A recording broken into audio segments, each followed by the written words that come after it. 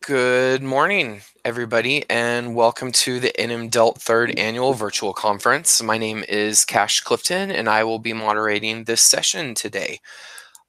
Please sign in for credit. If you would, type your name into YouTube chat, and I'll be sure to give you credit for joining us today. And my apologies that we are starting late. If you do have any questions or comments or anything as we go through the webinar, again, type in YouTube chat, and I will be sure to share those with our presenter. Joining us today is Therese Bacher-Radler from the University of New Mexico and Central New Mexico Community College to talk to us about mindset intervention strategies. So she has about a 30-minute presentation put together, and then we'll have time for questions. If you have burning questions, she's also given me permission to interrupt and ask those right away. So I will turn it over to Therese. Thank you for being here. Thank you, Cash. Yes, I'm Therese Bacher-Radler. I am an educator at both the University of New Mexico and Central New Mexico Community College, and I'm also a graduate student who's working on my PhD.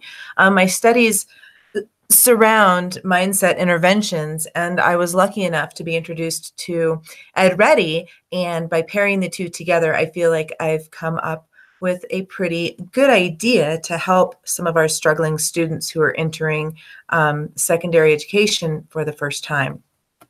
So many of our students are presented with setbacks. We know this. When they come in, our traditional students are generally about 17, 18 years old, and 17 and 18-year-olds have all kinds of setbacks. In this case, they're academic.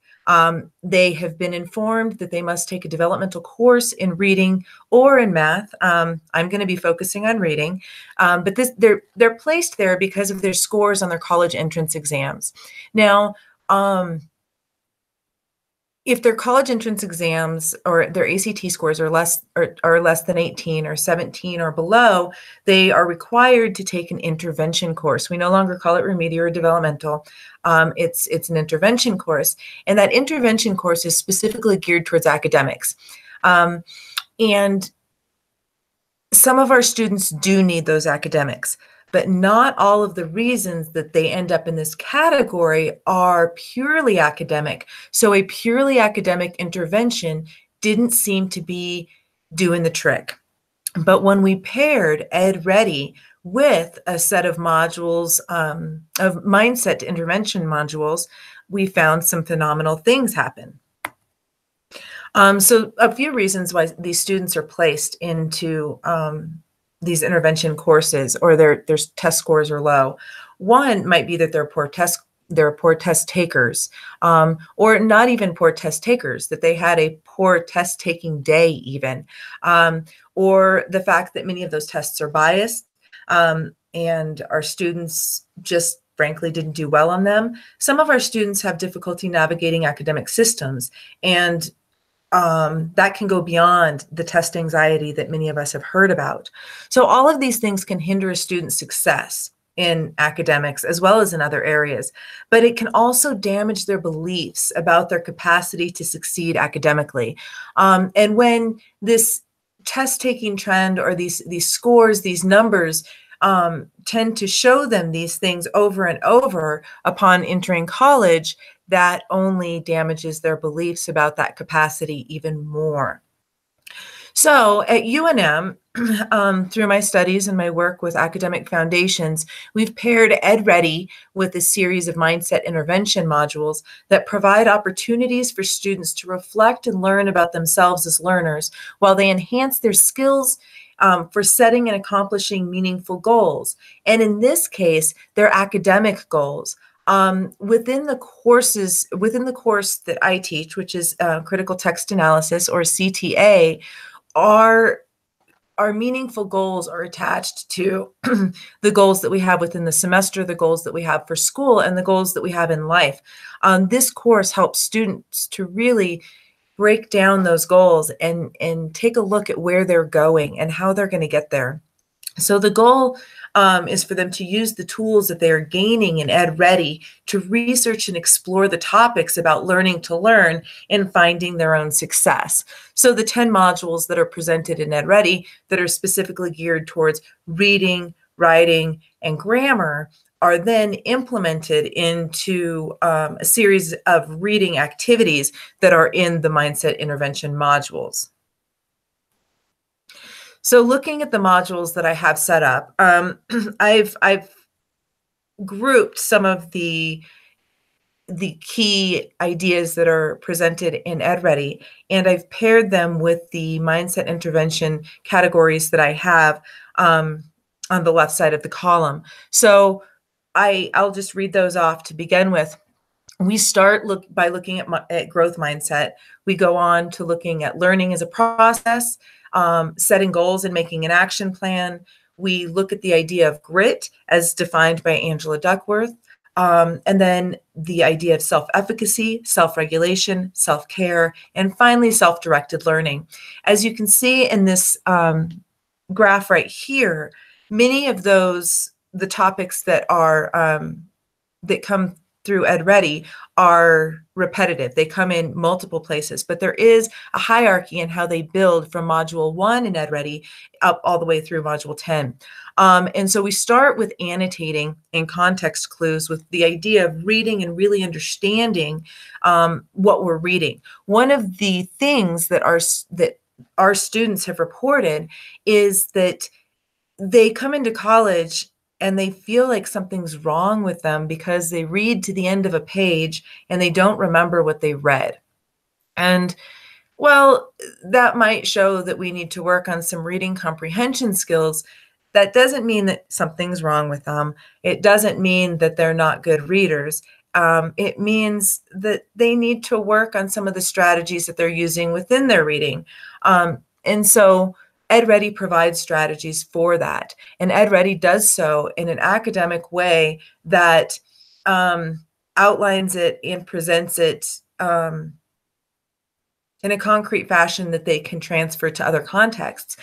In the writing portion, they talk about organization and thesis, subject and verb agreement, and end punctuation. These are all very entry-level topics that bring us into more complex reading topics later on, but they also allow for us to begin the class with this general reading comprehension focus. And while we're focused on reading comprehension, we're reading about growth mindset and learning as a process. And I'll talk a little bit more about that as we go on. By the time we get to goal setting, we're then starting to look at point of view. We're starting to look at individual identities and where we want to go. Why are we in college? What are we studying? How are we going to study the things that we're studying? Because different study skills are required for different disciplines. We also start to look at different types of writing, sentence types and paragraphs, and how we're going to utilize those different types of writings within those different classes. We go on to talk about grit and setbacks and how we persevere through setbacks in order to reach those meaningful goals. And then we go on to self-efficacy, which self-efficacy is the general belief that we have the capacity to do things, that we are capable. And sometimes that's all students need, is to believe in themselves. From there, we move on to self-regulation and self-discipline, self-care, and self-directed learning. So looking at this a little bit more closely, Carol Dweck she's done a lot of work with growth mindset. And according to Carol Dweck, a growth mindset is the understanding that we can develop our abilities and intelligence. In other words, our intelligence can grow. We can get better at anything that we set goals in. We can improve. Progress is always possible. Research has shown that our implicit beliefs about the nature of intelligence can have a great impact on our achievement. We have to believe that growth is possible in order to be able to get there. In order to be able to even start to set meaningful goals, we have to believe that they're attainable. Otherwise, they're no longer meaningful. So when we study the growth mindset, we really work on annotation. Annotation is something that students come into college and don't really have a lot of experience with. In high school, they're not allowed to write in their textbooks.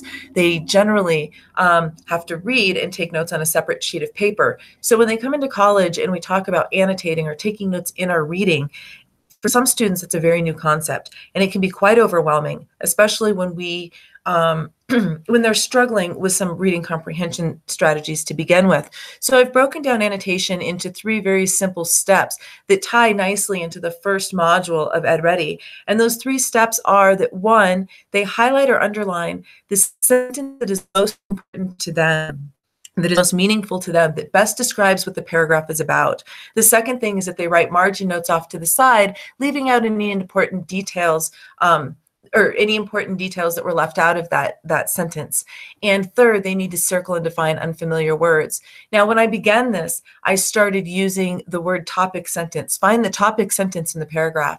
And I realized through my own reflective practice with my students that the word topic sentence triggered test anxiety in some of my students. They were worried that they were going to get the right sentence, and if it was wrong, if the teacher was going to call them out on it, or if there were going to be consequences. And so we had to take it back a little bit more and really build up some confidence in their reading and in their decisions to choose a sentence that best describes the paragraph, which we know is the topic sentence. But at the beginning of this course, I take out that vocabulary just to try to eliminate some of that anxiety, and it's really shown to be effective. At this point in time, they're working on the first 2 units in EdReady. And the units within EdReady are directly supporting the annotation work that we are doing in the classroom. So students are learning about growth mindset, the idea that we are capable of improving absolutely anything, including our reading comprehension and our academic skills, while they are in fact improving those skills in the class. And then we go through a series of reflections to talk about their own growth mindset and how they feel about their capabilities to improve in these academic ways. We then go on to talking about learning as a process. In traditional models of education, we have this blank slate idea where students come in as a blank slate and teachers just fill them with knowledge. And we all know that that's not true. Learning is a process. It is a personal process. It is a collaborative process. It is a social process. And it is guided by personal goals and motivation. Students learn because they want to learn. Teachers cannot make students learn. So we have to show students how important it is for them to set personal and meaningful goals in order to find the motivation to improve, to do the work that it takes in order to improve, in order to reach the successes that they want to reach. And that's based on the value and expectation that a person has invested in those goals. You'll find that when students start to truly care about where they're going and understand a path, a way to get there, it becomes much easier for them to navigate that path. We all learn differently, and those paths unfold in very different ways for all different students. When we teach them that learning is a process and that it's a personal process that they have full autonomy over, it starts to take on a whole new meaning for them. So identifying strengths and areas for improvement in our personal learning processes allows us to take that autonomy over our learning, which then helps us to steer the bus. We're able to make decisions that help us to improve and to really play out that growth mindset belief. One of the really cool things about this point in the class is that we're getting into the heart of EdReady. So they're really starting to do it. They're going through the modules or the units. Sorry, I use the term modules in my Learn shell and then units for EdReady. Once they're getting to units 3 and 4, it should be very self-directed. I want them working on it. They're bringing back what they've learned to the classroom. We're using those ideas within the classroom, and they're starting to set goals for themselves within EdReady. Like, okay, maybe this program isn't so bad. I'm going to complete 2 units over the next week, and I'm going to get 90s on all of them, and I'm really going to do it. And they start to learn that they can set goals, create a plan, and get there even before we get to, and I'm going to go to this next slide and then I'll go back, even before we get to actually setting goals and making an action plan in the classroom, they start to naturally find that motivation to want to complete what they've started. And in this case, it's Ed Ready. So part of that is that in learning about learning as a process, we talk a lot about Bloom's taxonomy of learning and objectives, and we talk about the different levels that that academic work requires, and how that breaks down. And students really like the idea of visualizing, of seeing what school looks like, what that academic work looks like. Why are we doing what we're doing? How does it build upon each other? And how can they learn to build upon skills themselves in a self-directed way? They start to grasp these ideas and they want to take off. And by the time we get to our module that's based on setting goals and making an action plan, they're already starting to organize their own plan. They're starting to grasp the concepts in Ed Ready. They're putting them into practice within our reading and writing activities in the classroom. They are starting to look at themselves as learners, as competent learners, and they're starting to set up goals that are long-term and meaningful goals. And while long-term and meaningful goals can always yield valuable results, my students start to see those results almost immediately, in the sense that they start to set goals for each class. They start to set goals for their other classes besides CTA, and they start to utilize all the strategies that we're using in CTA to meet those goals, and they see success and they start to do it more. And it's shown to be very successful in this class. At this point, we start to work on larger projects within the classroom setting that are taking the learning outcomes from Ed Ready, and students are then required to demonstrate those learning outcomes in a self-directed way. So for example, at this point in the class, once we get to goal setting and making an action plan, they're working on a summary project. They should be through the 4th unit in Ed Ready. They've gone through organization and outlining, paraphrasing. They're able to begin writing formal summaries. And so they start researching some of the career paths, some of the things that they're interested in, some of the things that they want to change in their in their life paths. And they start to learn a little bit more about themselves, and they put that into a formal academic project, which is one of their first self-directed projects. And that is how I assess what they're learning in Ed Ready in the classroom setting. We then go on to talk a little bit about grit. Now, grit is something that has been brought up by many researchers, but right now Angela Duckworth is kind of at the heart of the grit research. According to Angela Duckworth, grit is the passion and perseverance to reach long-term goals. Why do I incorporate this into the center of the class? Well, at this point in time, students are getting pretty pumped and excited about the goals that they've set and the action plans that they have in place. And then this thing happens. During the fall semester, we have fall break, and during the spring semester, we have spring break. And there's this middle of the semester sort of wall that students tend to hit, and they're not always sure how to get through that. Grit is a module that I use to talk about setbacks and how we persevere through those setbacks to reach our long-term goals. We start to really look at our own personal ways of dealing with stress and getting through setbacks, and utilizing resources, whether they be on campus or within the community, to help us build grit and to help us really understand what we need to do in order to build a toolbox for that perseverance. Once we get here, we have moved on through units 5 and 6 in Ed Ready, and we are really starting to look at point of view. We're starting to look at analyzing credibility and looking at different articles for evidence-based research. So at this point, we start looking at current events. We start looking at academic database articles, as well as media-based articles, and the differences between those two. And we start utilizing all of the skills from EdReady that we've learned so far, all of those reading and writing skills, and we start to work through a critical analysis module that tends to be kind of tough for students.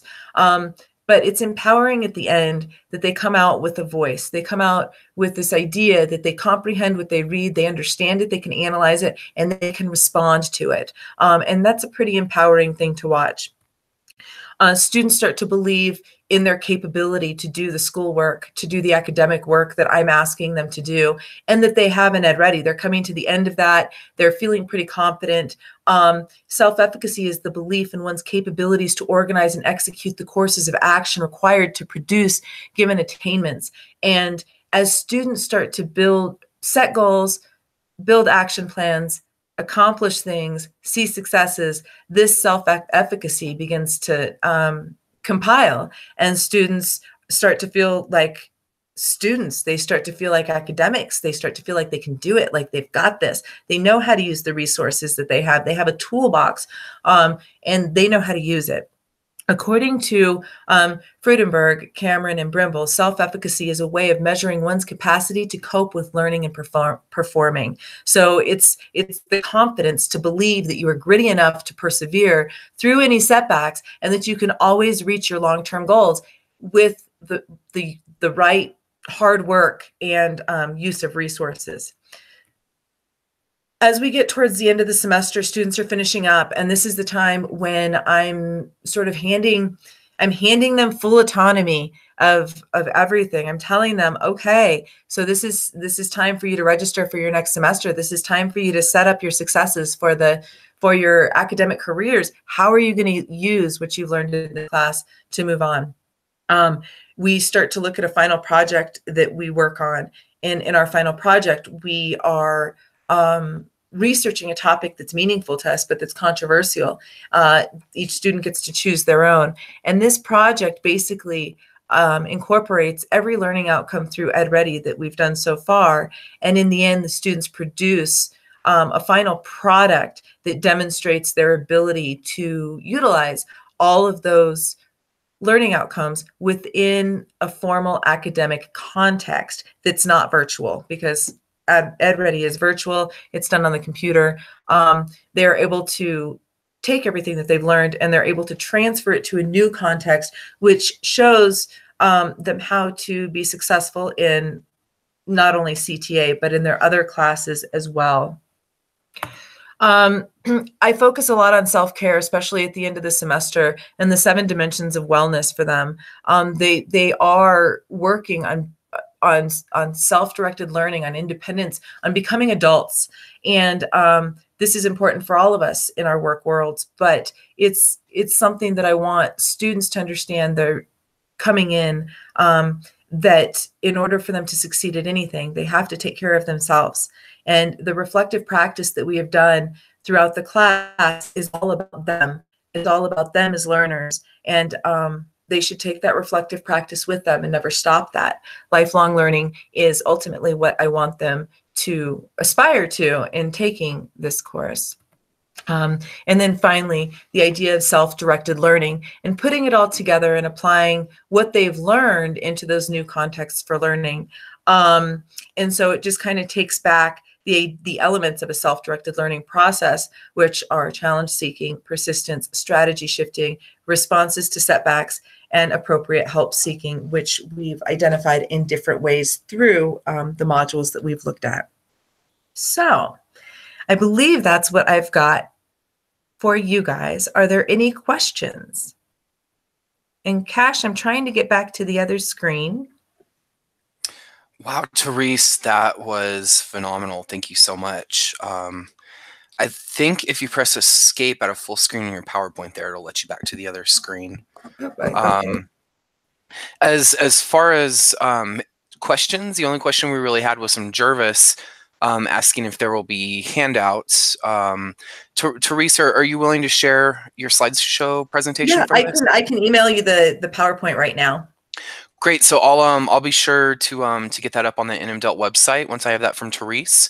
If you'd like it sooner, feel free to email me. Again, my name is Cash Clifton, and my email address is in the handouts there. We did have lots of positive feedback. So Emily shared that she loves the idea of tying growth mindset to academic modules. And Cindy said, "This is excellent. I am so glad I decided to attend. I would love access to this curriculum as well." And she says, "Thank you." So it seems like we have lots of good feedback from this. Well, great. Thank you very much for the opportunity. Yeah, we're so glad we had you. So I'll if you don't mind staying on the line just a little bit longer, we'll kind of hang out and see if anybody else has questions. So if you Okay. do have questions, please type those into the YouTube chat. And I just would I would like to attest to how successful this curriculum Therese shared is. I've spoken with several of her students, and it's just absolutely transformative what the impact this can have on a student. And I do think you're succeeding with the lifelong learning. So it looks like Emily also asked if you're willing to share curriculum and lessons, and yeah, absolutely. So please email me for any of that stuff. Cindy asked, is this class based on a 16-week semester? Do you want to take that, Therese? Yes, it is based on a 16-week semester. I've broken it down to 10 modules. I did that in order to fit Ed Ready a little bit better, and because of the way that I aligned it. And in the way that I do that is there's a few that I spend 2 weeks on. Perfect. Perfect. Are there any particular modules that you recommend spending a little extra time on? The growth mindset in the very beginning, the setting goals and action plans, sometimes, especially in large classes, that can get crazy because they start setting goals for each individual class that they have within the semester, but then they start taking off with it and they start setting goals for all of these things. And while it's a really fun class, the interactive part of it and them discussing it tends to take up a lot of time. And if I allow for it, then we can do some of the write-up stuff the next class and kind of stretch that one out. The other one is the self-care one. I like to take the time, at least in a face-to-face class, to take them around to different resources on campus, things that they can utilize, especially during finals time, to help them get through whatever they need to get through. That utilization of resources is huge. And for our freshmen, sometimes it takes a little bit of extra hand-holding. Okay, sure. And I think the same is true for the adult ed teachers watching as well. Sometimes it takes that extra level of support. Mm-hmm. And yeah, and definitely some similarities in adult ed where we see people who don't believe in themselves and don't have that kind of growth mindset coming in the door. So wonderful. One of my first questions is, when we talk about, well, how many of you don't feel like you're good readers? And a majority of them will always raise their hand. How many of you feel like you're really bad at math? Oh, I'm horrible at math. It runs in my family. Or I hear these crazy things. And the growth mindset module is really kind of it blows their mind a little bit. They take this thing and they realize they're pretty close-minded. They don't, when they do the survey that's given by Carol Dweck, most of them don't really believe they can improve in things. They're like, well, no, I'm just not good at it. And pushing past that can be difficult. It can be challenging. Now, Therese, when I've taught grit and growth mindset, I've had a lot of students tell me they go home and engage their families in conversations on these topics. Have you seen that as well? I have, and I see that they start to notice it in everything that they do. They start to notice. They'll start to come back and talk about. I have one student in particular. He's always talking about it in his gym. He lifts weights, and he's like, "Yeah, I do CrossFit." And like, I think about he thinks about this quote by Angela Duckworth during the CrossFit, and I'm like, "Oh my goodness, okay, well that's awesome, good. Whatever can help you get through it, that's great." And he's like, "Well, I shared it with my trainer," and I'm like, "That's awesome, good for you." So the talk really does spread to in the way of like, I'm capable, I can do this, like we've got this. And that's the kind of talk we need. We're coming from such a competitive nature in our society that I feel like we're shifting in education to a more collaborative, to a more community-based learning type environment. And to talk about growth mindset and empowering others and helping to lift them up and bring them with us is huge. It's huge. We no longer want to compete with one another. We want to help one another. Great. That's so inspirational, Therese. Thank you for that. Okay, well, it looks like you've addressed all of the questions. We've had a couple more people just saying this was a wonderful presentation and that it's been awesome. So thank you again, Therese, and thank you to everyone who attended. Yes, thank you so much. We Bye-bye. will see everybody for the 10 o'clock webinar. Bye, guys. Bye-bye.